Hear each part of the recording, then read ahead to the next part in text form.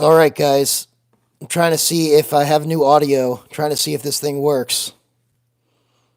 But we've got a whole bunch of Kershaws here. Let's see if we can reset the camera.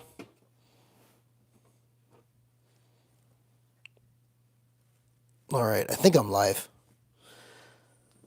All right, I've got a whole bunch of Kershaws here. Whole bunch of Kershaws. And I have to say, 2023 was the year of the Kershaw. Frankly, a lot of companies didn't have anywhere near the 2023 that Kershaw did. Oh, someone just joined the chat. Let me know if you can hear me. I've got a new audio setup.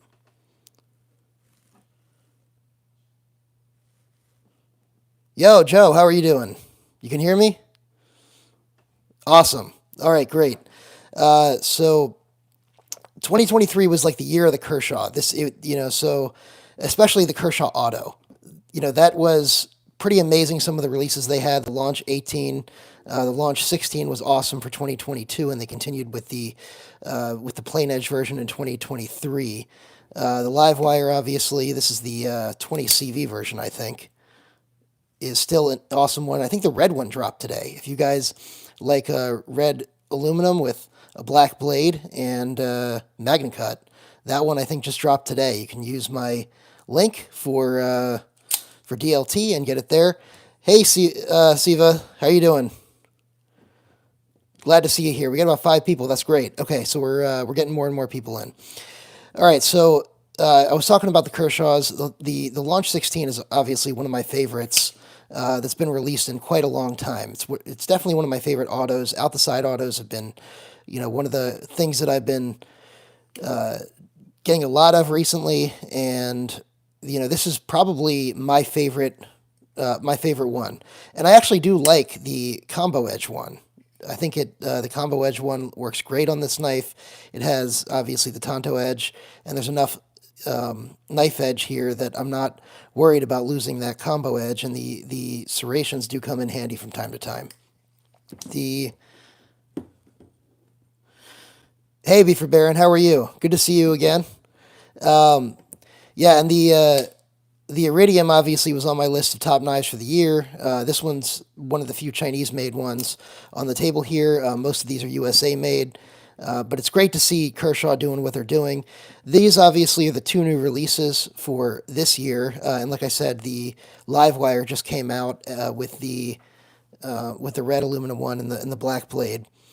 Yeah, Louis, I agree. The Launch 16 is absolutely amazing. It's one of the best out the side knife designs in many, many years to come out. This is the Launch 19, and this is one of the new ones. It's CPM 154. This is actually a really good one for EDC. I don't recommend this as like a tactical out the side, but for EDC, this one is absolutely fantastic. You hope they make a manual one of these. I don't know if they'll end up making a manual. I haven't seen them make, much of the Launch series. Does anyone know if they've taken any of the Launch series and released them as manual versions? I don't think they've done that. I think they've tried to stay away from that. This is an in-house design, so it's not something they couldn't do. But, if they were going to do a button lock or something, they'd have to move the button, obviously. And if they were going to make it a liner lock, it'd probably be assisted on the USA, on the USA stuff, unless they wanted to do something like the bare knuckle and put it on bearings. But the Launch 19 is definitely a great release. I will say that it was completely overshadowed, and rightfully so, by the Bel Air. The Bel Air is one of the best knife designs any company has released in years. It is just fantastic. It is very good compared to just about every one of the other knives out there. I'm actually going to clear these off the table, and I'm going to show you guys the Bel Air versus the Bugout and the Deca. So you guys can take a look at, sort of the EDC champs here. So here's the Deca. Here's 2 versions of the Deca. And let me grab one of the, where do I have a Bugout? Oh, got my knife drawer here. Here we go, bug out. All right. So if you take a look at the bug out here, let's start with the bug out. Bel Air, bug out. Bel Air is a little bit smaller than the bug out. It's bigger than the mini bug out. Here's the Deca. All right, so you're going to see that the Bel Air is, I guess, closer a little bit in size to the Deca than it is to the bug out. And you'll also see for the stock, they're all pretty much very similar stock here. The Deca looks like it's a little bit smaller, but that's more because of the swedge on top. But they're basically all the same stock. You can sort of see it back here. So comparatively, these are obviously very comparable knives. I like the neutral handle on both the bug out and the Bel Air more than I do the Deca. The Deca handle is really nice, but it's never been quite as good for me as the neutral handles on the bug out or the Bel Air. The other thing is on blade shape, you've got drop point here. This also comes in a Wharncliffe, and you've obviously got the classic drop point on the bug out. The sort of sheep's foot style, modified sheep's foot style is on the Bel Air is a really, really nice, useful blade shape. Obviously, you've got the Magna Cut steel on here. Yeah, Joe, the Deca's really good. I actually will be putting one of my Decas up for sale. I've got two of them. So, as a Patreon member, hit me up if you want one. I've got these versions. Do I have the Iridium? Yeah, so I don't know if there's a new Iridium, but this is the Iridium. I'll put it up against these real quick.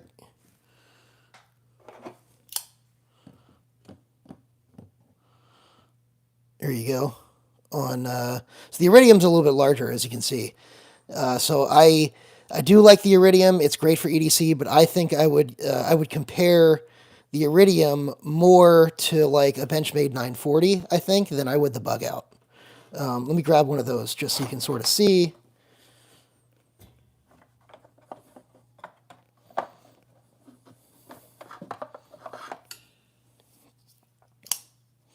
So here's a Benchmade 940. And so you can see it's a little bit closer to the 940 than it is the bug out. Got to fix these new camera settings. I got obviously got the new iPhone and tried to modify the camera settings before going live, but I'm getting a lot of that blurry stuff when I'm moving around. They came out with a sheepsfoot version of the Iridium.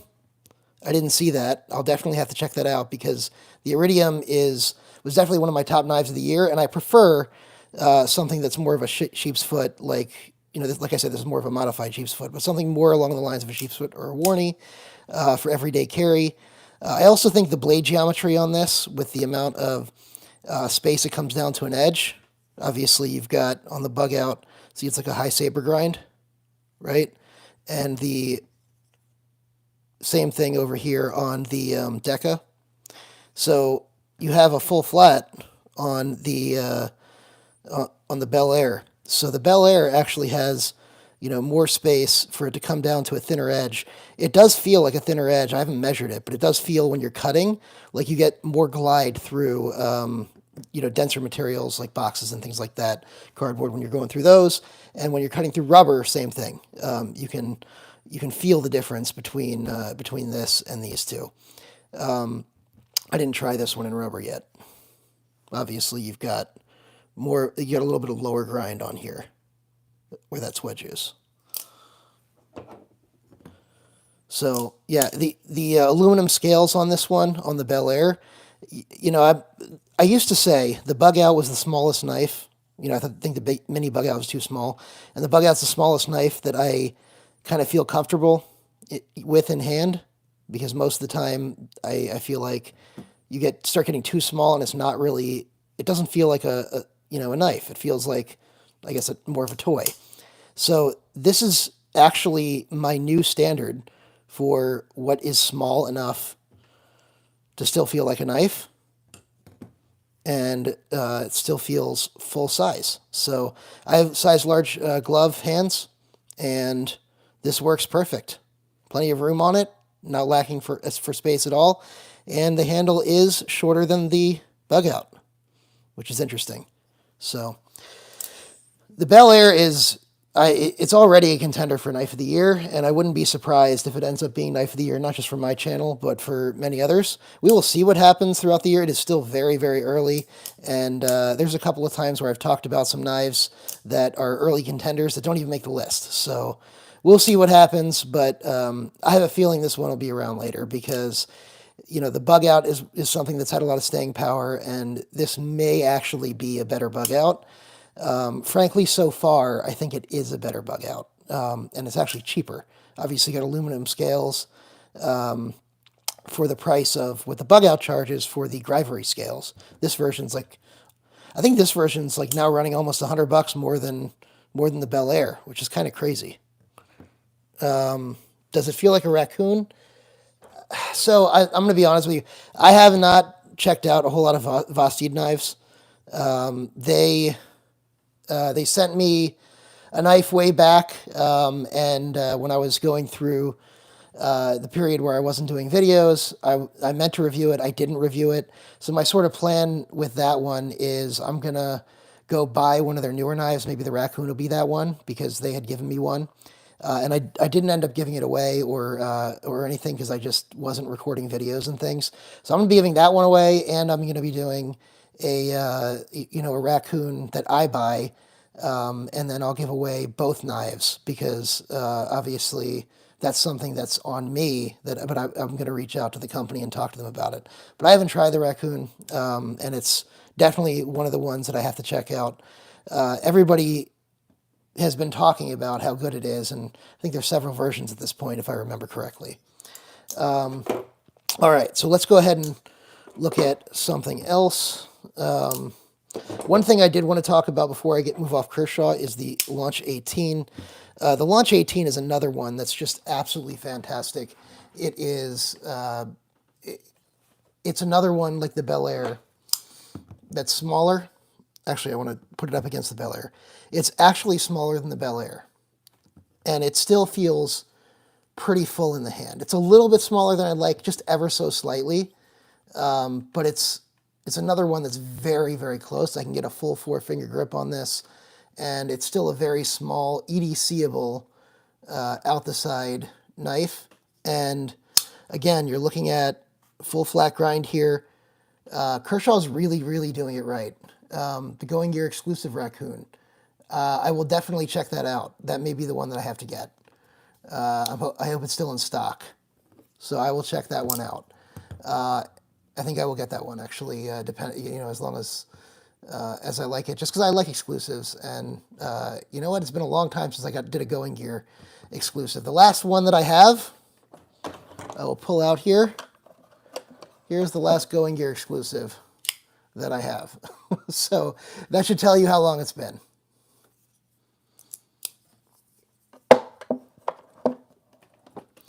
Okay, let's see. What do you guys want to see? Is there a certain brand? You guys know I have tons of knives, so tell me what you want to see tonight. Here's the Launch 13 with Damascus. This one's a cool one. Nice Warncliffe blade. The Vosteed Gator, big, well built, and fun. You know what? If they're not too expensive, I may have to check that one out too. But yeah, this was a fun one, the Launch 13. And because the handle is so small and the blade is so big, it really rockets out nice and fast. You just got to notice today they're back in stock. Okay, awesome. Literally the second I get off this video, I'm going to be checking that one out. Hopefully it's still there. All right, let me go grab some knives here. One knife that I want to show you guys this one's more of like one that I just want to show off. It's like 60 blue micarta frag with a blade hole. I'll check that one out. Launch 16 next to the 19? Yes. Yes, you can. I will show you. Here's the Launch 19. Here is Launch 16. So you can see it's very much bigger. And I'll also put down the Launch 13, because I really do think that's a great EDC option, the Launch 13. It feels a little tactical, but it's also a little small and, to be kind of tactical, but when it's in your hand, because of that nice warty blade, it feels more tactical than I think it's practically useful as. So this one feels most EDC-like, a little bit tactical, very tactical, in case you're curious. Then you've obviously got, for you guys who have the Launch 1, here's a Launch 1, just for size comparison. So this is the biggest one, then here, I think then here, and then here. So the Launch 19 is a little bit smaller than a lot of the other launches, and you can see that it is bigger than the 18. Here it is against the 18.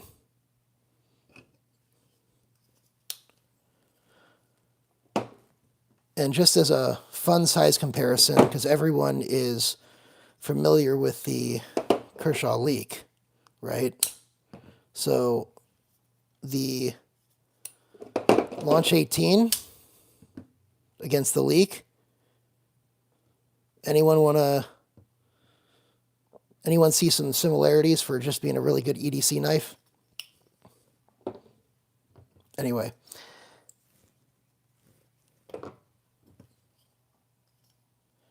So here's one I got in. I was after this one for a while. This is, you guys know I collect Spartan Harsey folders. It's a couple of models I collect, and this is one of them, Spartan Harsey folder. Kershaw's been impressing me, and I've been to the point where I have so many, I'm only really buying U.S. knives. Yeah, I mean, I have way too many knives at this point. I really need to sell some. I keep saying that, but it's to the point where my wife is making me sell some, so there will be a sale very soon. Yeah, this Spartan is absolutely stunning. This is the Ronin Tactics. Just absolutely gorgeous on this thing. Damascus. I think there were only like 50 of these made, something like that. I think it's a lotus flower. 4 to 5 to start his collection. Yeah, I may have to send my brother. I've been trying to get my brothers into knives for some time, and just haven't been lucky enough to be able to impress upon them the importance of knives, despite what I do. This is a Tools for Gents exclusive for Spartan Harsey. Really cool one. Came from overseas. Here is the DLT exclusive one, Warthog.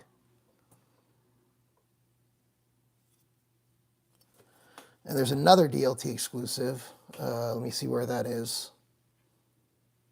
Where's that one? Yeah, here.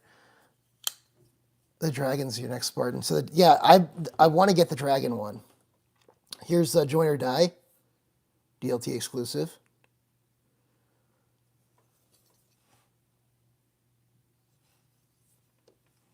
Which is, so they do different colors. When you say the purple one, are you talking about this one or a different purple one? Are you talking about the purple Dragon? They anodize stuff in different colors. Like the Plague Doctor came in like 5 different colors. So like they'll do the same ones in different anode colors. The Plague Doctor was made in several of them because it was so popular. There is a Dragon one. They have a Dragon one and a Koi Fish one recently, Joe. So if you haven't checked those out, definitely check those out. Here's actually this is another DLT exclusive. This is a 12 Days of Christmas exclusive, Blizzard. I like the saying here, nothing burns like the cold. Really cool one. Got to make room here. Here's the Fir Tree.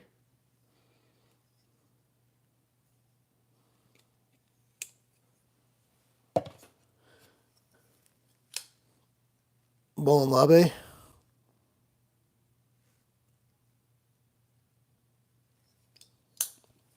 And the Golden Compass. So while I'm switching this out, what are you guys carrying today? Let me know in the comments what you guys are carrying today in the chat. Let me see if I still have in my pocket what I was carrying today.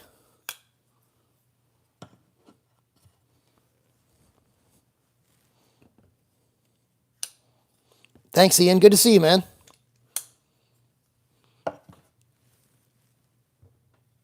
Thank you. Thank you, Joe.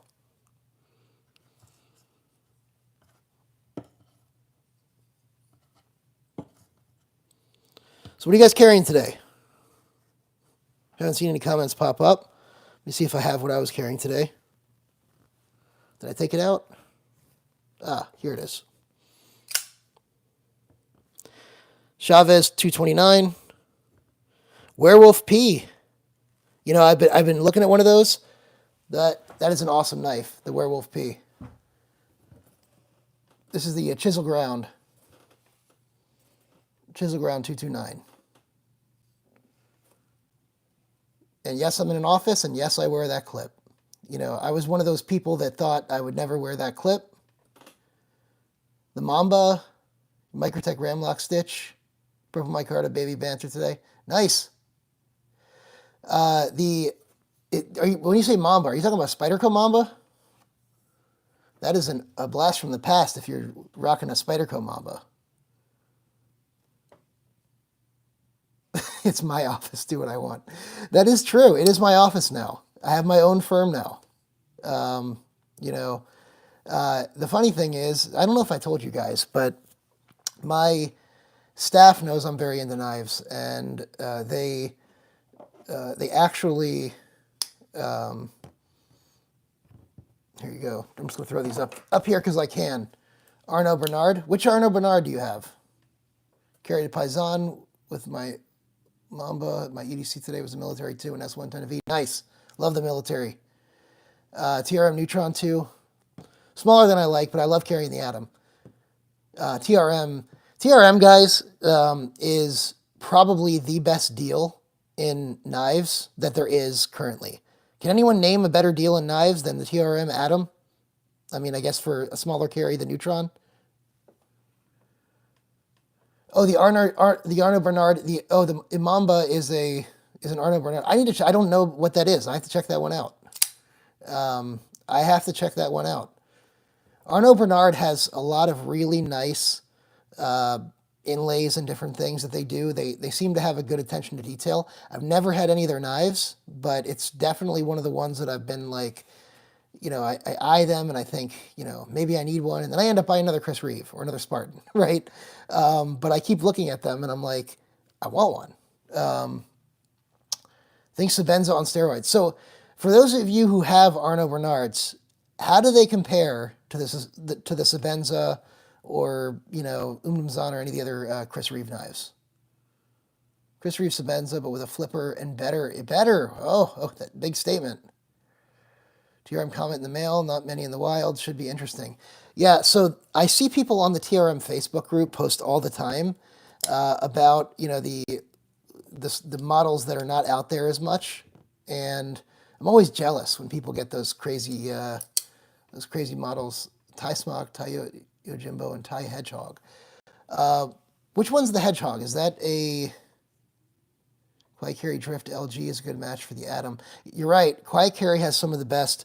Okay, so Quiet Carry is a little bit more expensive, and obviously it's, you know, something to be said for U.S. made knives, and, you know, Quiet Carry is not made in the U.S., but Quiet Carry does make some of the best EDC knives and best quality knives and best value knives that you can possibly get. QSP Hedgehog. I was going to guess, you know, the Hedgehog sounds like a name that QSP would use, and I was thinking that QSP was the maker. Smoother knife is on bearings. So the Arnaud Bernard's on bearings. I really need to check out Arnaud Bernard. It sounds like I'm missing out. It sounds like I've been sleeping and I need to wake up. But this is the large weight point. What is it called? The LC or something. And this is the CNC one. This was a limited edition. They don't have this one anymore. You can see the step milling on it, on the blade. But this is the sharpest knife I've ever gotten out of the box. Like the absolute sharpest. There is no sharper knife that I've ever gotten than this one out of the box. It was fantastically sharp, and the attention to detail on this, the fit and finish, so perfect, so perfect on both of these knives. The drift I had at one point, it was just a little small for me. I would love to see them take the drift and make, I think they did make a larger version, but I want like a much larger version, right, of the drift. Neutron 2 and the Civivi Cubit are almost identical. I wonder. The Cubit, see, I was out of the knife, I shouldn't say I was out of the knife game. When I was going through what I was going through, breaking off from my former business partner, going through, I talked to you guys about this before. I was kind of depressed. So when I was going through that, I was not really making videos. I was still buying knives, but I wasn't buying, I was just buying the same types of knives. So that was sort of the period where I was collecting Spartans and collecting different things, but I wasn't doing all the things to keep up with the YouTube videos and all the different stuff in the community. So I missed out on some of those things, like the Civivi Cubit came out, and I just never got one, right? I don't know why, but I just never got one. You have both and you were dumbfounded. Just how you're saying it and how good they are, or how similar they are. But it doesn't surprise me if it's because they're very similar. A lot of Chinese companies see successful U.S. designs, make something that's different enough that they can still sell it in the U.S. and and run with it. So it works. It really works with the model that they have. So yeah, this is one of my similar. Yeah, that's what I was thinking. But this quiet carry waypoint, this large waypoint, is probably, if you ask me what my top 10, EDC knives of all time, this might make the list. Don't know for sure. I'll have to look at it. But it's right there if it's not on the list. It's got, it's got everything that I want in a knife. And it's just a really good shape. I like these steak knife, shaped knives. You guys who have been around the channel long enough, if you can't afford the TRM, the cutest way to go. Yeah, This, the ZT0452 is one of the, everyone calls this a folding steak knife, right? Everyone calls this a folding steak knife. But this style of knife is just really good. It's a great utility, it has great utility. And, so this is more along those lines. Obviously, it's a little thicker, but it gives you a fuller grip. And it's just so smooth. And the detent is so good that it's like very hard not to flick all the way open. Like I have to stop myself from flicking like I almost flicked it all the way open right there, and I was really trying not to. So the detent on that is excellent. And this one's just really smooth too. Much thinner though. So this one I use as my, salt knife basically. If I have to go and wear, board shorts or something and I want to bring a knife with me, this is what I'm bringing. The regular quiet carry waypoint. It's just compact, really good EDC knife, lightweight, rust resistant. I don't think it's fully rust proof like some of the other quiet carry knives. I can't remember for sure, but it's very close if it's not. So yeah, love those quiet carry knives. Everything they put out tends to be good. I really have been looking at the fixed blade they make recently, thinking about it. Thinking about it. This is the glow in the dark version. I got a great deal on this. Somebody was selling this on Facebook, and it was just it was one of those deals where I've been after. I haven't gotten one of these in a while. QC made 2 drifts that were larger, Drift LC and Drift LG. The LC is close to being a large QC9, just full tie. Yeah, I may have to check out the larger drifts. I never checked out the larger drifts. Yeah, the the original was a little too small for me, but if they really made larger ones, I'm interested in seeing a full tie drift. I don't know that I want a G10 drift. You know, I would love to see a thinner full tie, you know, like another one this size, the waypoint this size, but with the like full tie like this, but maybe a little bit thicker, just a little bit thicker. That I would love to see. So, OG drift with the half moon hole, super thin, but the thumb studs have to be better. Yeah, so I think when I had the drift with the hole in it. And I think that's the reason I got rid of it. I don't think I ended up getting the thumb stud drift. Is that another one that I need to give another chance, or just try the larger one? I guess you guys let me know. But the 0452 QC Drift LC is thicker than the QC Drift LG is skinny like the Atom. Good to know. I gotta look at the specs on those. Maybe I'm missing out. Here's another one that, you know, is probably on my top 20 knives of all time. I don't think it's in my top 10. But this one's probably in my top 20. It is just that nice steak knife feel, like I like. The detent on this is so crisp all the time. So crisp. Got a great deal on this. I used to have the white carbon fiber version, which that was black wash blade. Send you a picture of the drift against the Atom and the OG neutron blade stock. Yeah. But this is, I think these are discontinued. I don't know for sure. Are they? Do you guys know if these are discontinued? The ZT-0452? If they are, big mistake. This is a great knife. I just wish it was, people should talk about it more than they do. This is a great knife. If you guys haven't tried this, definitely get it. I don't like the 0450 as much. It's a little bit smaller, and I'd say if you have medium hands, the 0452 or 0450 probably works better, but anything smaller than the 0452 for me, as far as the handle goes, because of the way that the handle's cut out here, that's what causes the 0450 to not be good for my size hands. And I think it's just a little small in that regard. So it doesn't work for me, but I can see someone with smaller medium hands really liking the 0450. And it can work if you live in a jurisdiction that's just a ridiculous jurisdiction. So let's see. What do we want to pull out next?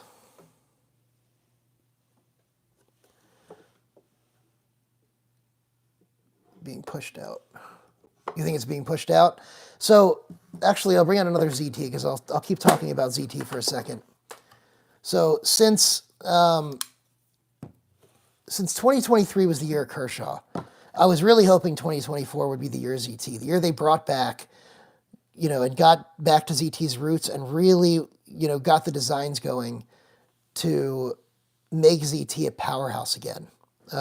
They had been concentrating way too much on trying to make ZT. I talked about this on a live, as you know, in the chat of another live, but ZT basically went from being the built tough knife brand to being the premium line of Kershaw. They decided their identity was now the premium line of Kershaw, and then they tried to do, you know, the 0308 and do like a throwback to the 0301, 0303, but frankly, you know, most of their line is they're trying to be a premium version of Kershaw. They need a revolution of a time machine, go back or go forward. They're just, you know, that's right. They're basically, you know, the core consumer for Kershaw is the person that doesn't want to spend more than $200 on a knife. And they make some damn good knives for under 200 bucks, okay? But they are not Civivi and We Knives, right? We is the premium. We positioned itself, We was its own brand at first, then they built Civivi, then they built Sencut, right? And they're just different levels of the same stuff. So Kershaw tried to copy that model, or Kai tried to copy that model with Kershaw and ZT, and no, they failed miserably. The core ZT consumer was never the core ZT consumer was never the Kershaw consumer, right? They generally were different, consumers, except for like, the ZT people might like the, for example, the CQC Kershaw, if you're an Emerson fan, would be a Kershaw you might like and things like that. But those are fewer and far between, and those are not the core identity of Kershaw, right? That's just Kershaw trying to be like ZT a little bit, right? So when they were working with different designers, they were working with R.J. Martin, when they were working with Emerson, when they were working with Hinderer, and they had their own designs, or they had, designs from those designers that were either, ZT-0350 TS, you got it, it's my favorite. Yeah. So the 0350 it's one of those ones that, like the 0308, like it's an older design, and it's sort of hanging on from the, the designs of yesteryear. I would love to see, come back, bring Les George back, bring Emerson back. I don't know if they were getting rid of them because they were paying too much in royalties or something, or licensing, but their core design team, it seems like they're just using the same designers for Kershaw and ZT because they're the same company. And they really need to be employing two sets of designers if they're going to do both in-house. I think that's the core of it. So that's my little rant for today. And also, I've been really into Emersons recently, and this is obviously a very well-built Emerson. I like the road Kershaw starting on this year, the Bel Air and Iridium. Yeah, so Kershaw is becoming... so here's sort of my take on Kershaw and Benchmade. Now with the Axis lock, Kershaw's incorporating a lot of stuff in there. They're incorporating a lot of autos in, and so what I think Kershaw's doing is Kershaw sees ProTech, and Kershaw sees Benchmade, and they're trying to emulate those two companies at a slightly lower price point. And I think for Kershaw, that's a home run, especially if you keep the production in the U.S. for those types of knives. I think that's a home run for Kershaw if they continue to do what they're doing in that regard. Now, I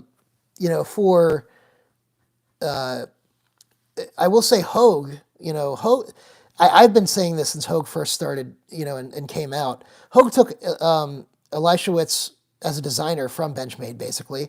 And then they, when the Axis lock expired, they incorporated that right away, and they just emulated almost everything Benchmade did. But they did it better, almost. Now I will say, if, as I said before, if you ask me which knife is better between the Bugout and the Deca, I still think, look, the materials are better on the Deca. There is no doubt the materials are better on the Deca. There's no doubt the Deca is a better value. I still would rather reach for a Bugout. Sue me. It is what it is. But like I said, I think with the Bel Air is blowing those two out of the water, and I think this may be the new standard. I think they just need to get the word of mouth out there, and the press and everything, and they could challenge the Bugout for being essentially the dominant lightweight EDC Axis lock knife in the market. Better steel, better scales, better price, and unlike the Deca, this feels better than a Bugout. It's a home run. So, that's how I could go on all day about the Bel Air. I think it's a groundbreaking knife, frankly. And this is weird for me to say for a knife that is not that's not a larger knife, because you guys know I'm a larger knife guy. So now that I've gotten that out of the way, let's grab, we haven't done any Spydercos or Benchmades, and I haven't heard from you guys that you want to see anything in particular. I asked you guys if you want to see anything in particular. You agree the Bugout's better than Deca? Yeah, look, every YouTuber wants to come on and be like, hey, I'm the YouTuber with the hot take, and the hot take is that the Deca is better than the Bugout. The Deca is not better than the Bugout. It just isn't. The design of the Bugout is objectively better than the Deca. The materials and the value on the Deca are better. It is what it is. But here's one that's a blast from the past. It's a Spyderco Advocate. I'm a big M4 fan, and so speaking of Hogue, I just ordered an M4 X-Track. That's the fixed blade. I'm very curious to get that in and check that out. But that's an aside. This is the M4 Advocate from Spyderco. Fancy ProTech. Okay, let's do some fancy ProTechs. Let me finish up the Advocate, and then I'll get to the ProTechs. If you guys have any requests, by the way, that's what I was asking for. I was asking for requests because I got a lot of knives. I can show you, any number of them. But I like the orange peel titanium on this. I didn't think I would. It is a lot thinner than I was expecting. I think that's a big reason why it never took off. But the design is good. I do wish the blade was a little lower down.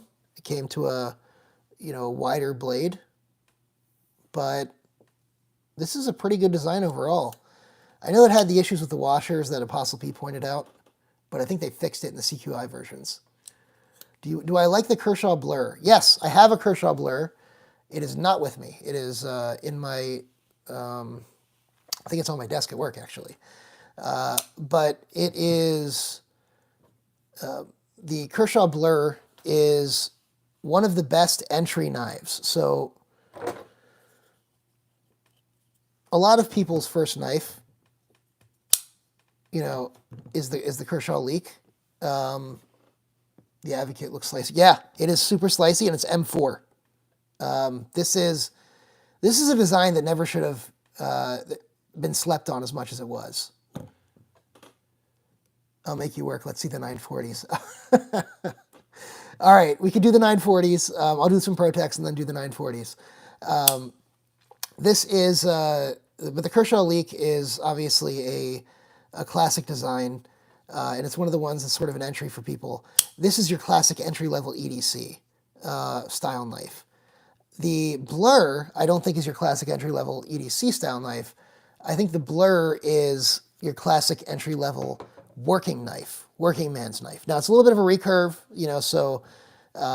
but a lot of people aren't really good at sharpening anyway when they're, if the blur is their main go-to, unless they've really been in the knife game a while and they just know. Yeah, usually the blur is like an earlier knife that you're not good at sharpening yet. So it kind of sucks that it's recurve, because not because I don't like recurves. I actually love recurves, but because the end user is somebody who will not know how to sharpen a recurve. But they are really good for grabbing on a material. So I really think they're great for a lot of specific job use cases, and for a lot harder work than the Leak. But yeah, the Advocate, it does do the Spidey flick, even though the hole is a little bit hidden on this side. You can definitely do it no problem. The detent on it is good. Whoops, as I muff that up. But the detent is good. It actually, there you go. You can see it, right? So it does have a good detent. I would say on a scale of 1 to 10, the detent's like more of a 6 than a 9, but it's good enough. You have never owned a 940. Joe, how do you watch my channel? How do you watch my channel not owning a 940? Don't tell me you watch Zach's stuff and you also still haven't bought a 940, because Zach, I think, would have a heart attack if he heard that you never had a 940. All right, let's go, and I think you asked for some ProTechs, so let's get some ProTechs. All right. Here are two of the new release steel. They have a new stainless steel material they use on their smaller knives, and these are both ProTech Enthusiant Group knives. So this is the runt. Hey, don't be talking trash about my 940. Yeah, look, I mean, if you ask, is the 940 the greatest knife of all time? No, it's not the greatest knife of all time. There are better knives out there, but it was my first really, really premium EDC knife. And so there's a lot of nostalgia there for me, but it also is just, it's so useful in so many different cases, and it's so fidgety, and it's just such a classic knife design. So, and they're very collectible. So, you know, I still love them. They're not like, if you're asking me what, you know, if you say, hey, what's the greatest knife design of all time, you know, you're probably looking at the 940 or a Buck 110 or something like that, right? You're looking at it's like the most classic knife design. You know, if you're looking at what is the best knife design, you know, it's not going to be a 940, but it's very well designed. So this is the ProTech Runt. This is the 20th anniversary edition. I don't know if you can see this here. It says since 1999. So this is the Runt 5. Obviously, they had the Runt 1, I think, back then. And I really like the Runt. If you're going to get a Runt, you like the S90V 940 with rock scale mollusk scales. I have a 940 with rock scale mollusk scales. I'll get that one out when we do it. You have the knockoff version of this. You like the knockoff better. Okay, I'm going to ask you something about your Runt, though. Yeah, these patterns are awesome. But I'm going to ask you something about your Runt. Which version of the Runt do you have? Do you have an aluminum Runt, or do you have a stainless steel or bronze Runt? Okay, because I have the bronze Runt and the stainless steel Runt, and I used to have an aluminum Runt. And because of the size of the knife, the aluminum felt cheap. It felt too small, right? But the stainless steel one has enough heft, and the bronze one has enough heft that it feels premium, right? You have the aluminum. That's what I thought, right? So don't rule it out. Check out the bronze one. I have, let me pull out the bronze one. All right, this is also a group knife, the Umnumzaan group knife. So this is the bronze aluminum. It's the same ones that you see the bronze aluminum scales, you know, but it's a 3-finger knife, not a 4-finger knife. But it's one of the few 3-finger knives that I actually like because it's nice and thick. The bronze and the stainless steel are nice and hefty. It feels like a full knife, right? And it makes a huge difference. And I'll also say, when you hit that button and it comes out, the heft of the aluminum or the heft of the stainless steel actually makes it feel like it's hitting harder, even though I think it's just because the shock transfer is going across something that weighs more, but it feels like it's a harder hit. You know, I don't know if that's a thing, but it is what it feels like. This is a Strider PT, again group knife. This is a dual tone Mike Irie compound grind. Yeah, so like I said, I'm not a small knife fan. These are the smallest knives I pretty much would ever carry. I have another small knife that I'll show in a second that's a ProTech that I don't carry, but here, I have size large hands, and this is the PT, how the PT fits my hand, right? So if if I'm not missing a finger on the 3-finger knife, I'm not a real knife fan. Okay. I think that might show you're just not as good with your knives if you're missing a finger, but you know. This actually fits perfectly in my hand. The blade feels a little small because I'm used to a longer blade, but that's something that is sort of endemic in all Striders. Strider sort of has that really long handle, you know, half choil design that eats up your handle to blade to handle ratio. That's just a Strider thing. Spyderco also are plagued by that problem.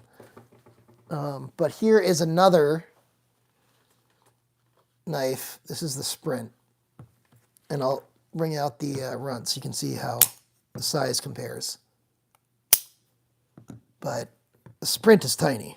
Now, the Sprint does not feel like a knife that I want to carry. And I'll tell you why. I like this, it's beautiful, but I won't carry it because this, even though it's a 3-finger knife, it feels like a 2-finger knife because this backside is so small and so thin that it feels like it falls. It feels like it's squeezing out and like squirting out of my 3rd finger. Yeah. And I will say that the sprints, another reason to keep the sprint around is, yes, it fires extremely hard for such a tiny knife.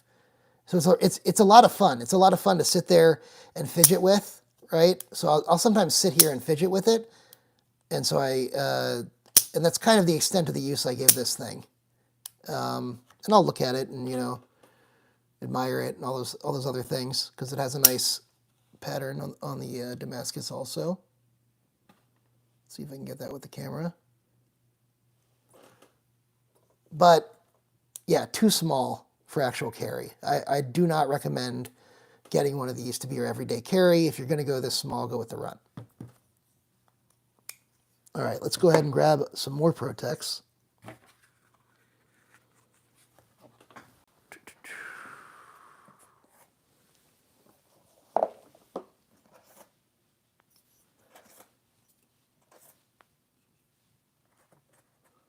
Is that all of them?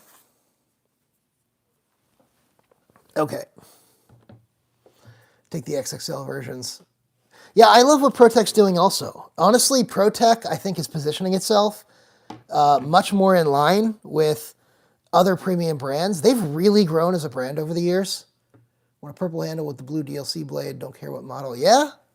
The sapphire blades, right? That's what you're talking about? So here I have one of the most slept on knives, I think. Actually, both of these are pretty well slept on. Nothing fires like a Protech, 100% right. So here's why this one's slept on. This is the Magic 2. And I know it's gimmicky because it has the hidden release mechanism, which, for a while, Protech was like the only company doing it.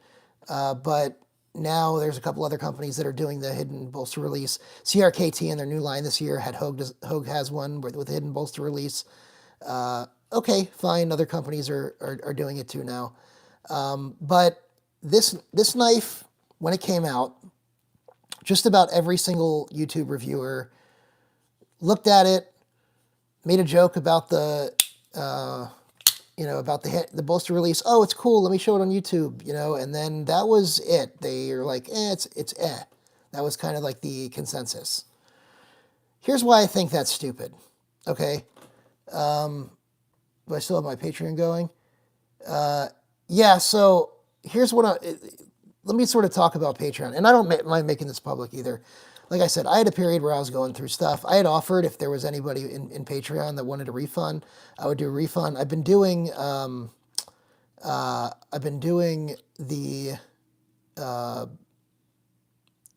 giveaways sporadically instead of every month. I've been sort of doing them like 3 months at a time, and I just did the giveaway for drawing on the regular one. I should be doing the giveaway drawing for Patreon probably before the end of the week, maybe even tomorrow. So I'll be doing that drawing shortly, but I'll be drawing three months at once essentially, and I'm not going to promise anything now, but I've been thinking of what I can do for people who stayed with me during that period where I was just I wasn't publishing videos and not really delivering on the content especially for people who are in Patreon. So I want to do something for the Patreon members. You guys who are on the live here, maybe, you'll sort of understand that a lot of you understand what was going on. I will do something nice for you guys. I haven't decided what yet. But it's, don't think that anyone can just join now and that'll apply. This is something that for the people who stuck with me, I wanted to just reward it. And I may even do something for people that stuck with me long enough, and then and then things happen. Either way, I'm back now and I've been doing things. It's just it wasn't my priority for a while, and it was a terrible time in my life, like absolutely horrible. So yeah. In any event, ProTech Magic 2. Magic 2 is one of those knives that all the YouTube reviewers, like I said, made a big deal about. Oh, look at the mechanism. It's fun, but it's a sucky knife, so we're going to move on to it. Thank you, Joe. Appreciate that. The problem with the it's a sucky knife thing is those same people were talking about how great the Spyderco Spidey Chef is. Okay, now I've had the Spyderco Spidey Chef 2-3 times. I've put it up against this. It's literally the silhouette is literally. Thank you, Ian. Awesome. Yeah, I think you can hear it in my voice that it's, when I start talking about it, I get all tense. But in general, like I'm super happy now. Like I'm super happy that all that is over and I'm on my own now. Yeah. So exactly, Joe. 100%. The Magic is better than the Spidey Chef. The Magic 2 is better than the Spidey Chef. So the Spidey Chef, the silhouette, I literally did this in a video. I laid the Spidey Chef on top of this, and the silhouette is literally exactly the same. Okay? So the people who are super gung-ho on the Spidey Chef and spending $400 on a Spidey Chef, 3 to 400, I think it was 300, 400, something like that, right? Thank you, Beaver Baron. Appreciate that. So I laid the two on top of each other, and you can really see the silhouette's the same. And the thickness, this is a little bit thicker, I think, but it's pretty similar. The handle feels fuller on this, and I think that does a great thing. But you're getting all the benefits, essentially, of the Spidey Chef. And this is just a lot more fun as a knife. Unless you need the stain resistance of LC200N, this is better. And the 154 CM, I mean, look, it's cheaper knife than the Spidey Chef, so it doesn't bother me. And this is a great, ProTech does this steel awesome. Steels are, I was a steel snob when I first got on the knife scene, and I was an idiot back then. And frankly, the heat treat and the edge geometry matter way more than the actual steel you're using. And that's a fact. And even Laren Thomas would tell you that. So, I definitely would recommend if anyone's like looking at the Spidey Chef, unless you really need that, like you're going to be using it around salt water, get the Magic 2. And if you're going to get the Magic 2, get this version with the texture, the feathers. It's smooth texture, but the texture provides enough grip to make it much easier to hit that mechanism, because the ProTech's aluminum, when it's solid aluminum, can be a little bit smooth, a little bit too slippery. Another texture, they do obviously is the fish scale. I appreciate the fish scale on the TR3. This is a special edition. This is the Mike Irie compound grind DLC coated TR3. This is one that it's 85 of 100, so there's only 100 of these. Like I said, limited edition. This is one that's a safe queen pretty much. And the reason it's a safe queen is because I have this one. This is a titanium version of the same knife. So you saw the Sprint. The Sprint was a titanium version of the Sprint. It looked like that. It had that weird, golden purple coloring. And then somebody DLC coated this, and then did a blade swap on this version, on this blade. So they blade swapped this blade in, and they DLC coated. No, I'm sorry, it wasn't a blade swap.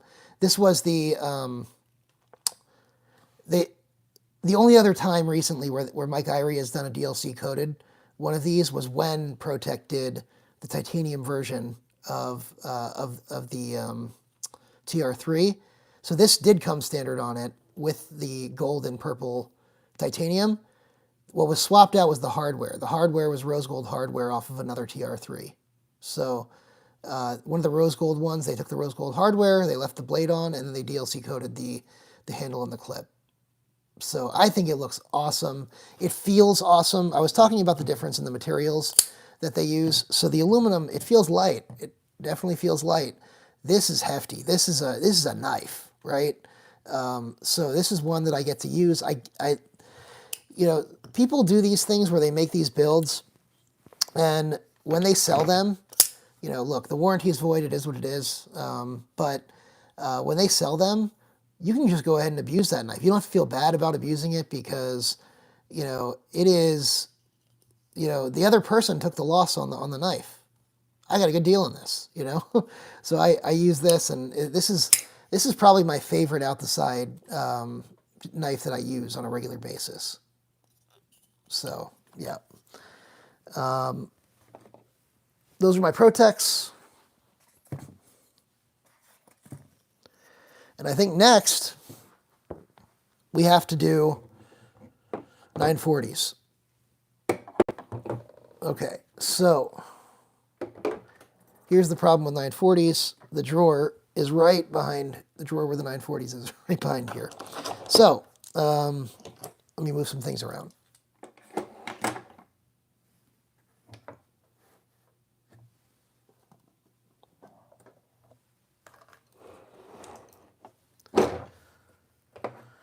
While I'm moving some things around, there's one more OTF that I can put on the table here.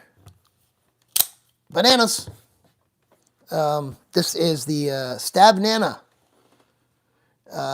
Heretic Rock banana version. Chiquita. So if you guys have seen the Hawk from Microtech, it's sort of the same idea.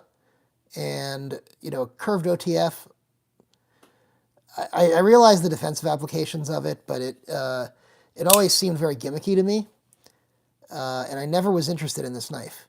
I got this because it's too cool not to get, and frankly, it has really surprised me. I can honestly say that I do recommend the Rock as a knife, whether you get the banana version or not, in a lot of applications. Anything that you might need a curved blade on.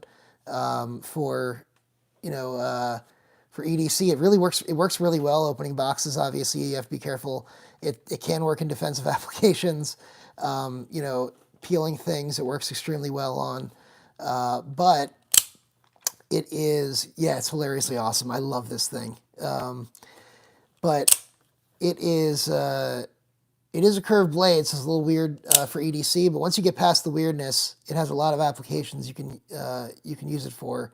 And it actually sits really cool in the pocket because it's curved, so it sits really cool in the pocket. It like tucks back behind because of the curve, and it fits. It's probably the best fitting in my hand because it's shaped like a hand of any OTF that I've ever had, and it feels really cool coming out. It feels a little bit different than other OTFs because of the fact that it's that curved blade. I just really like it. I really like it. All right, onto the 940s. Let's go ahead and here I'm gonna line them up and then get them out, make some room. Because if you guys know my 940s, I have many. So you guys who hate the 940s, you may hate this part.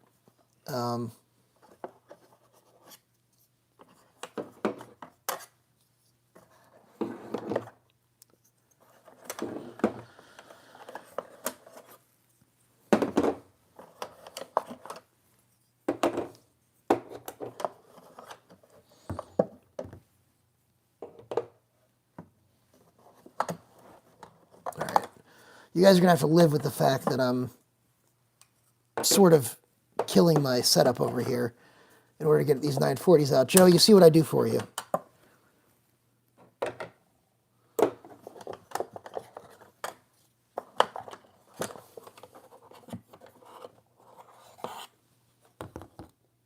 Carries well in tighty whities too. You know, I don't know if I'd take the Stab Nana and put it anywhere near there, but you're welcome to try. You're welcome to try. I would just caution you that you do so at your own risk. Okay.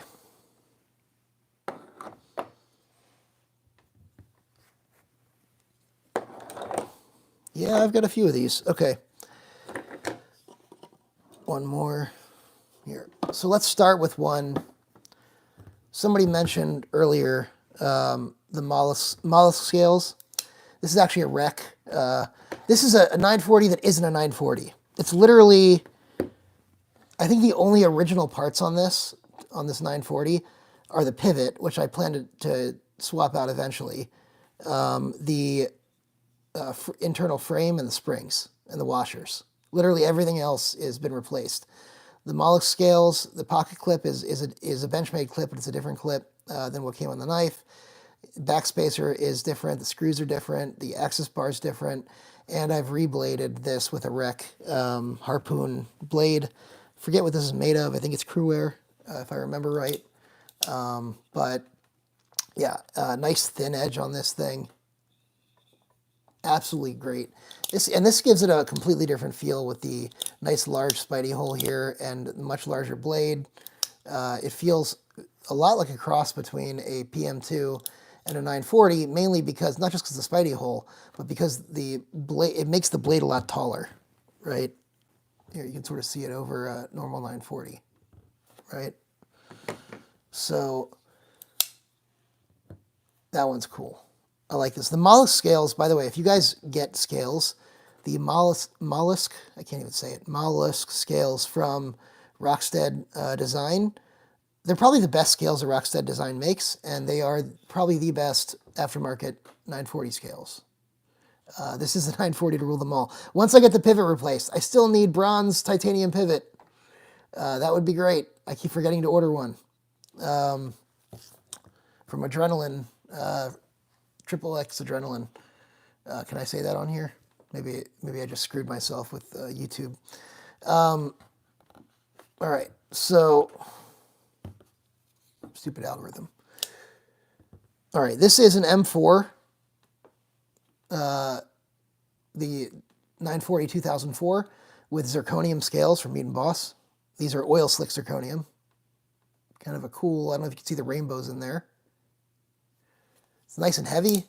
And M4 is my favorite steel that Benchmade makes. I like Cru-Wear as a steel, but I think Benchmade does M4 better than they do Cru-Wear. Just my opinion.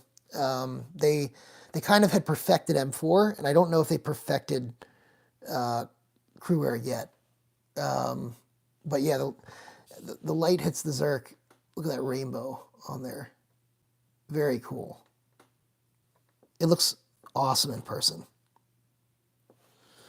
So, nice and heavy too. Oh, you have the same one? You have the same setup? It's a great setup, right? Here's the 9400. This is the 9400 BK, the auto version. So I did a video previously where I did a comparison between the 9400 and the Mediator. And I sort of did a head-to-head, and the Mediator won. I kind of think of this like the Bugout and Deca, issue. Late night snack and some knife talk. Awesome. Welcome, Lefty. Come on. Great to see you here, man. So I did a comparison between the 9400 and the Mediator way back in the day, and the Mediator won. And this is kind of like the issue that I have with the Bugout and the Deca, right? So where's the Deca? I lost the Deca. Here we go. But the Bugout and the Deca. The Deca is objectively better in almost every way except for knife design. And that's kind of how I feel about the 9400 and the Mediator. The Mediator's objectively better in almost every single way except for knife design. And yet, the design is so important that I prefer the Bugout and I prefer the 9400 upon further reflection. So I may have to do an update video on that. Okay, so Other 940s. I'm turning into Zach from Zach's Stuff, Lefty, just so you know. I've got my 940 collection here. We're going through the 940s. This was by request, so you won't carry it unless you like it. Yeah, exactly. This is a cool one. This is the International. I know. So everyone goes hard on, like, is so enamored with the Deca because the materials are better and it's a better value than the Bugout. The design just isn't as good. It isn't. I'm glad one of the other YouTubers is will say it. Yeah, sorry, not sorry, exactly. So this is the international exclusive. I don't know. This is a funny one because for a while this was like the only Damasteel 940. Now the 940 is in the custom shop with Damasteel. Has the value on these tanked? I think I remember the value on this at one point was like $1,000. And the value may have tanked after the custom shop got it, but I don't know for sure. It could be that these are just as collectible and it's a collector's value. So, but it's a cool one. This is, here we go, regular 940 BK. Go ahead and take this one out. 940 BK, you guys have all seen that one before, so I won't spend too much time on that. 940 SBK with the serrated blade. Right, this one's seen some use compared to some of the other ones. I have so many 940s, I don't have to use all of them. So, but this one's seen some use. This one gets used pretty regularly. The M4 one with the Zerk scales.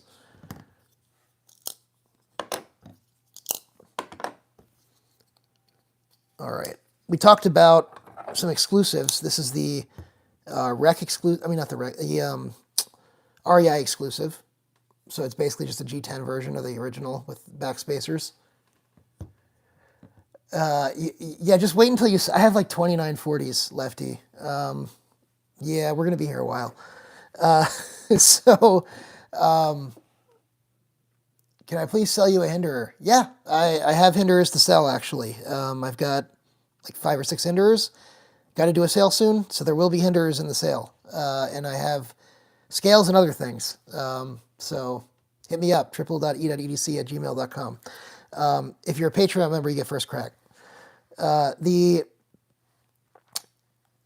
Let's see, what was I doing? Other exclusive, this was a Knife Works exclusive with the blue and black G10, 20CV, back when 20CV was the shiz.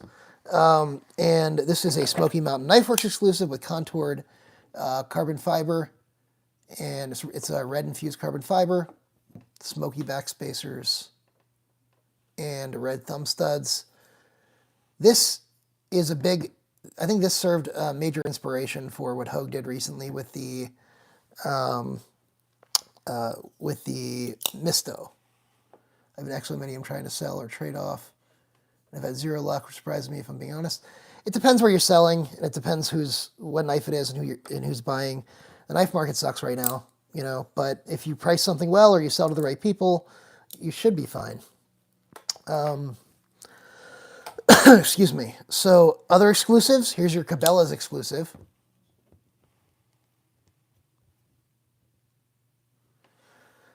B for Baron, I saw you just hit me up on Patreon. Thank you so much, man. Appreciate it. All right, so that's the Cabela's exclusive. This was D2 before D2 was super popular with the Chinese made knives. Really like the wood on here. Really cool. Let's see. Where's the other exclusives? Going Gear exclusive, right? That red C-Tech. Love that thing. Again, with the red thumb studs. Benchmade really, red thumb studs was a thing with Benchmade for a while. On the black blades, on the satin blades. Yeah, the wooden CF combo works. This one's really cool. It was pretty expensive for D2. It was like $250 or something back before all the price hikes. Then it was discontinued, and you could still find them for around $250. So the price hikes did not affect the value. The wood here, though, what's interesting is there's several companies that make people take the wood away. The wood can actually be removed. See this screw here? You take the pivot out, you take the screw out, the wood actually can be removed. People have put in Damascus bolsters. People have put in Damascus bolsters, Triple E 940. That's right. People have put in Damascus bolsters. People have put in all sorts of weird bolsters here. And some of the combinations are absolutely killer. Absolutely killer. Here is, in the year of 940, Ian, thank you, man. I just saw Ian also join Patreon. Thank you, man. Appreciate it. You know, it's good to see some familiar faces back. It's so good to be back. You know, I'm so appreciative of everyone for sticking with me, and for and even those that, you know, couldn't stick with me for a while. Totally understand. So but this was the year, in the year of the Benchmade. All these Benchmades were released all at the same time. These 940s. When they did the 20th anniversary. Where's the other one? Missing one. This is the 1001, 1000, or 2001, 2002, 2004. Where's the 2003? It is here. Here we go. So these were all released in the year of the Benchmade 940, the 20th anniversary. This is titanium, and what is it, M390? S90V. Titanium and S90V. This one is G10 and 20 CV, blue G10. This one is titanium DLC coated and S90V. Oh, that is coming. The Gold Class 940 is coming. Here's the M4 2004.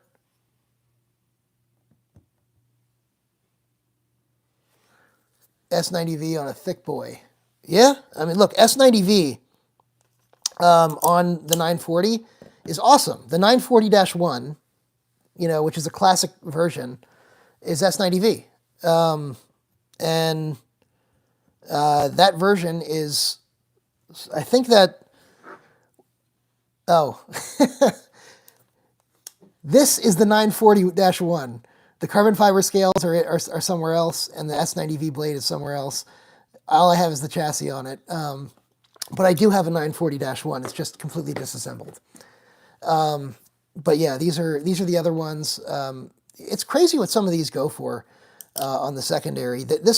These two are titanium, and they.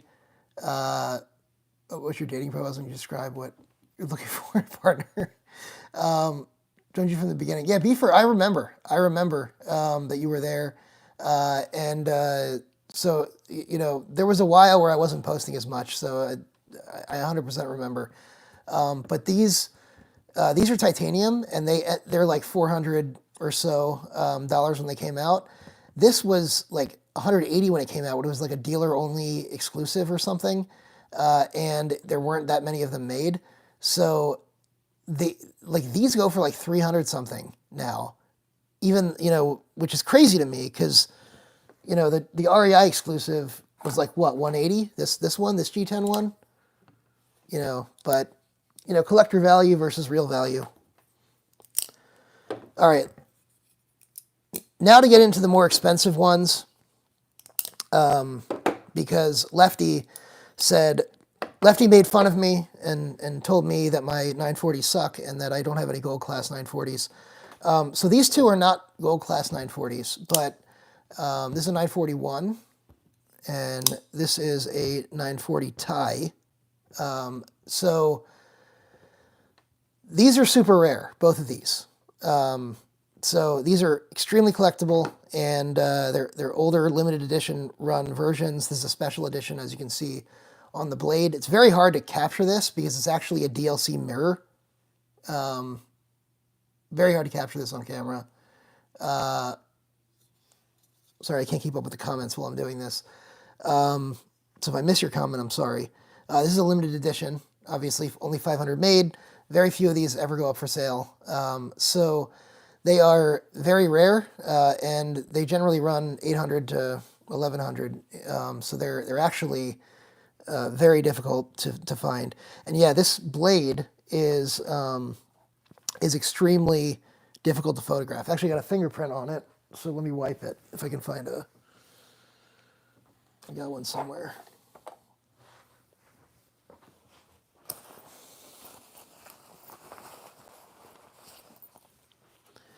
Got to keep the fingerprints off the mirror finish blades here.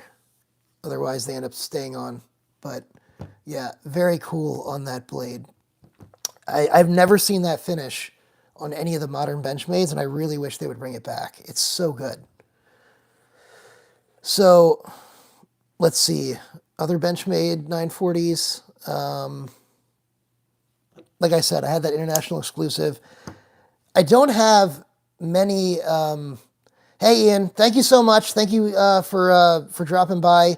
If you want to hang on a little bit longer, I know this has been a very long live. I'm actually doing a giveaway. If you need to go to sleep, no problem, but I'll be doing a giveaway in a little bit. I'm wrapping up here soon. 400 plus. Yeah, you know what? I don't doubt it. So here's the big one. And the truth is that, oddly enough, I have the most sought after version of the 940, but it's also the only gold class 940 I have. I don't know how that happened, but the 940 DM.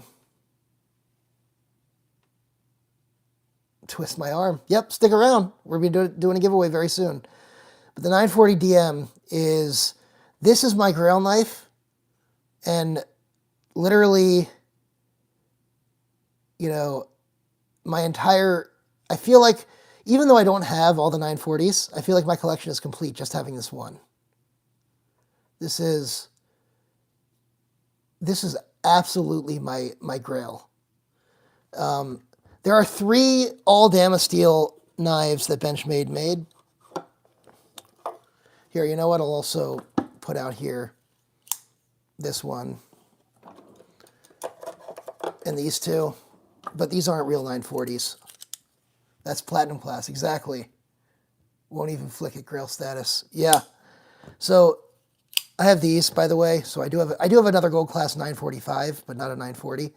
But I'm gonna get rid of these. Shouldn't even be on the same screen as that 940 DM.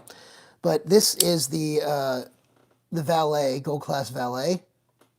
It's another all Damasteel Benchmade that is gold class. The other one was the Colgera. So I need a Colgera to complete my DM collection for Benchmade. So if any of you come across a Benchmade gold class Colgera, the all Damasteel one, hit me up, let me know. I'm very interested in getting one. But this is my Grail, and Grail status achieved. I've had a lot of Grails, like, you tell someone, oh, this is a Grail, that's a Grail. But if you ask me what the one knife that I wanted, like, ultimately collecting is, it's this. And one came up, and I could not let it go. I missed out on one a few years ago, and I hadn't seen another one in good condition come up since, and I just had to get it. So how much was this? So I'll tell you, I have seen these go. Was that 20,000 or 940s? It depends on how much you value this one at. But this one, I've seen this one go anywhere between 8 and 12,000. Okay. Right now, with the knife market depressed, high-end collectibles are not as valuable as they were. I was able to pick this up for 4,000. I'm holding on to it for 4,000, and but this by itself has the capacity to be between, $8,000 and $12,000 in a good market. So, yeah, damn. Okay, this one, the Valet isn't as collectible. These in a good market generally run much closer to, I guess, I'll say between 1,000 and 1,200. 4,000 doesn't sound too bad. Do I have Zach beat? I don't know if I have Zach beat. I definitely, if you asked me a year or two ago if I had Zach beat, I would say absolutely not. I feel like Zach's holding out on us. Start the Antique Knife Show. I think Zach, Joe, I think Zach's holding out on us. I really think Zach has some 940s up his sleeve that he has not showed us. He probably has like 8 of those, 940 DMs that he's just keeping in his safe. I'll be back down here, regular knife. $4,000 spine wax. I won't be doing any spine wax with the 940 DM, unfortunately, because that is my grail knife. But if you want to see me spine whack a white knife that should not be spine whacked, I'll find one. Let's do it. That sounds like fun. All right, so let's do a giveaway here. We're coming towards the end of the session. Let's go with, what should I give away here?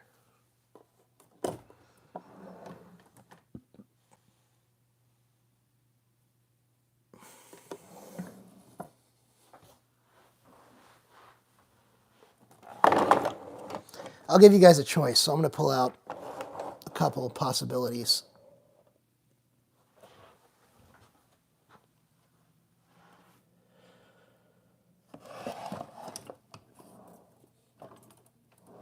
What the hell did I do with that? Here we go.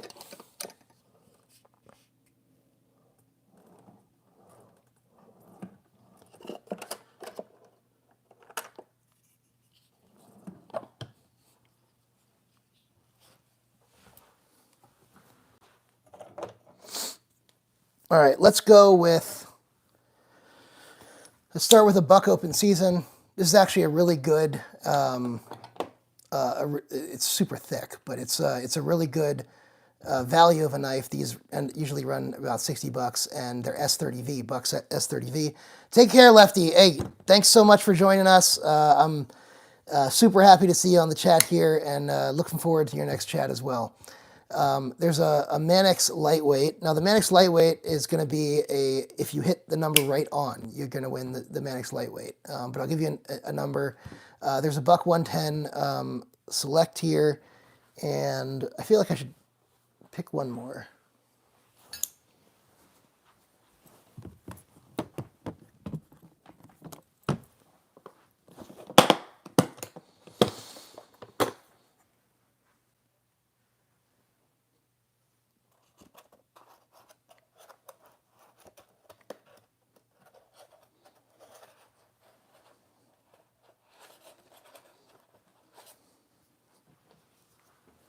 All right, so we'll do this one.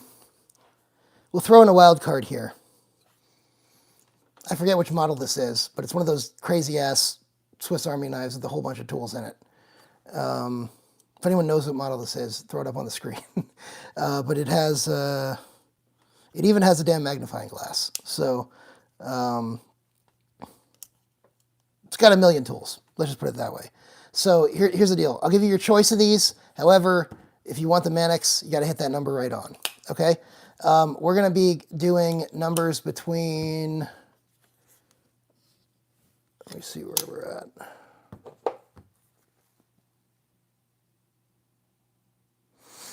We're going to go between 1,800 and 2,100. Okay? Between 1,800 and 2,100. We will do the numbers. Again, these are the knives. We're going to have 15 people. So, guys, your chances of winning are pretty good here. Let's go ahead and start. I'm going to look on the screen and see if anyone hits the numbers. We're looking for a number between 1,800 and 2,100 to win one of these knives.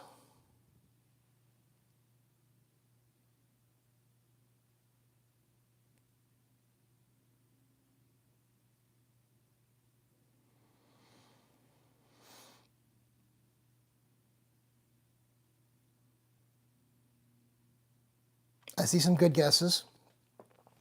Nobody's hit it.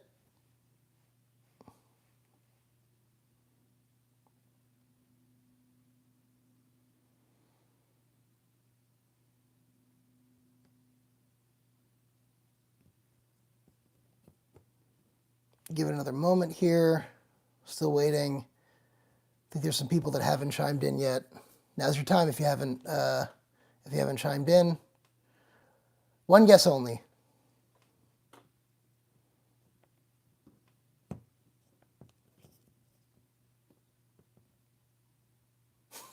Everyone wants to guess more than once. One guess only. I see someone that's won. If I have a winner, if you're if we're all on here, we're not. Nobody's guessed it right on, but one person is close. Give it another 10 seconds or so.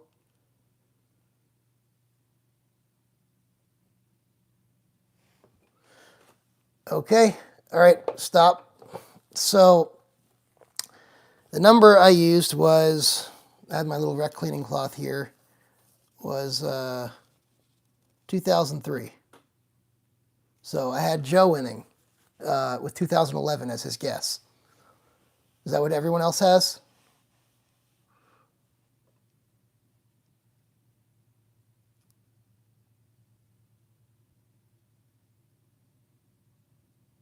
Bueller? Bueller?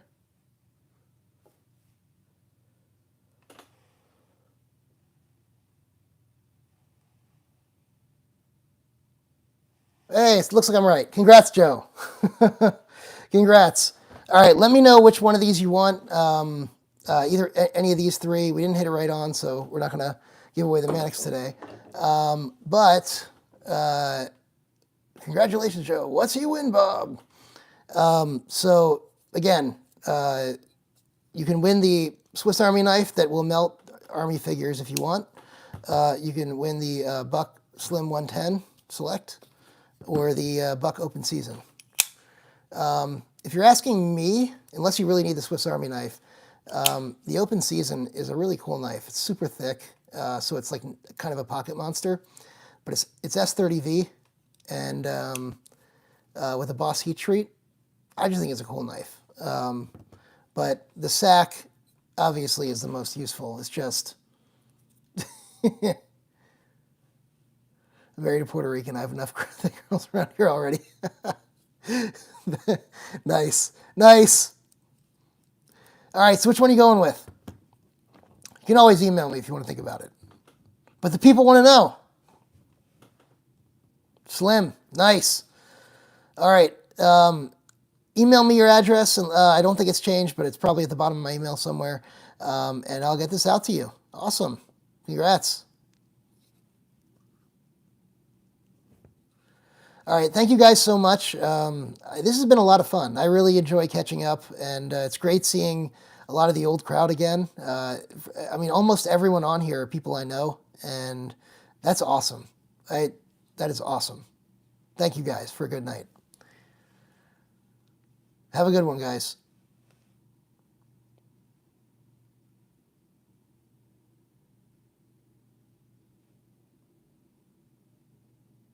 Mahalo. That 940, yep.